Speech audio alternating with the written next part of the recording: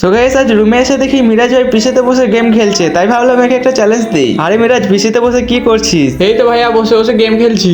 আচ্ছা তুই গেম খেলছিস তো, তাহলে আমি তোকে একটা চ্যালেঞ্জ দিই, তুই তাহলে ওইটা কমপ্লিট করে দেখা। আচ্ছা ভাইয়া কি চ্যালেঞ্জ বলো। ট্রেনিং রাউন্ডে যেয়ে 10টা কিল করতে হবে, সেটাও না মরে। তুই যদি এই চ্যালেঞ্জটা কমপ্লিট করতে পারিস, তুই যা চাইবি তাই দিব। ঠিক আছে ভাইয়া, ম্যাচ স্টার্ট দিলাম। দেখা যাক এই চ্যালেঞ্জটা মিরাজ ভাই কমপ্লিট করতে পারে নাকি।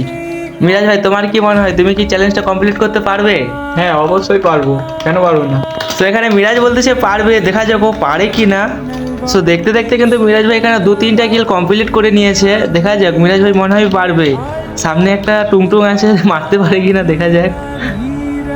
আরে ভাই, এটা হয়েও তো মেরে দিল। মিরাজ ভাই কি মনে হয়, হবে? হ্যাঁ অবশ্যই হবে, দেখো।